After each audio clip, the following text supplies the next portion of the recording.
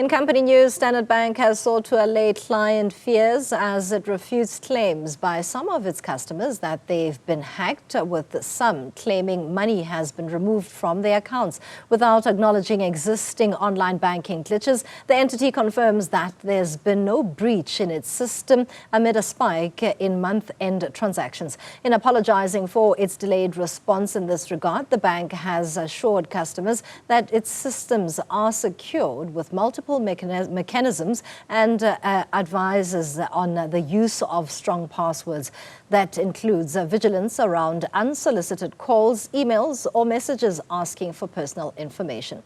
This adds to a series of system outages experienced by Standard Bank, particularly in 2022. To talk more on the current situation, Chief Risk Officer for Personal and Private Banking at Standard Bank, Thabani Ndwandwe, discusses this with us. Thank you so much for giving us your time. What do we understand at this point, solely because Standard Bank has not necessarily confirmed or acknowledged that there may be a glitch in the system? Good afternoon, Tumisang, and good afternoon to your viewers. Yes, we can confirm that there hasn't been a security breach specific to any of our systems or linked to anything that we saw in 2021. However, what we saw this month end, we typically in a normal month end, we see an increase in fraud activity as fraudsters try and target clients at the month end because they know there's money in the customers' accounts. And there's many fraud modus operandis that we tend to see, and we generally block those without even customers knowing. However, in this month end, what we saw is that the fraud modus operandi that came through was one that required us to contact customers. And many of the clients would have received communication from us this morning because we saw those transactions coming through. And all our control systems and security systems worked and alerted us, and we contacted clients and let them know. This unfortunately has led to an increase in volumes of customers who therefore, as a result of our communication, phoned our call center, and our call center was just not able to handle those volumes linked to month end already, plus this incident coming through, and our call centers just struggled. So many clients, even those who had genuine fraud cases, as we normally see fraud cases on a day-to-day basis, couldn't report their fraud cases, and that has led to many clients going to social media and reporting those instances. But we can assure clients that our controls worked, and we don't have the same incidents that we've had in 2021 or so.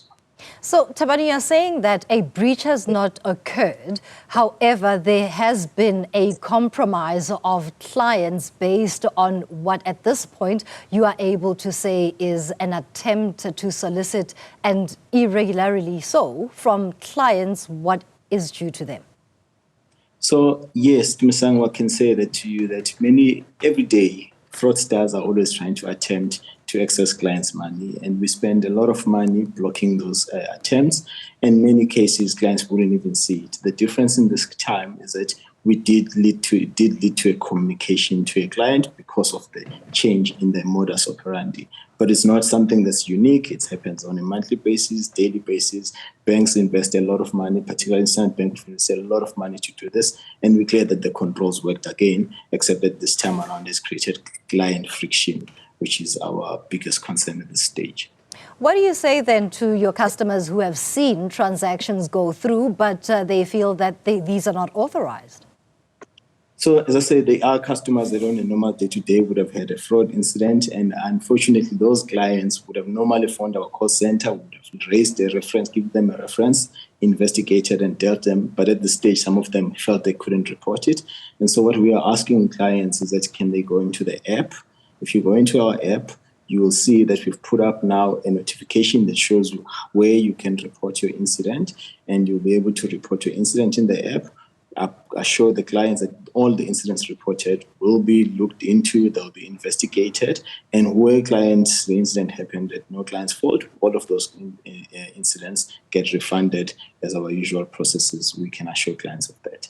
Speaking of investigations, will the bank be conducting a probe of sorts to trace where all this could have come from, leading to the momentous, complaints that you've received just today alone? Absolutely, Tumisang. We have actually already seen where some of these modus operandi changed into, and we've put already some fixes to make sure that it's blocked at source so that customers are not contacted. But as usual, we are always investigating all of these incidents.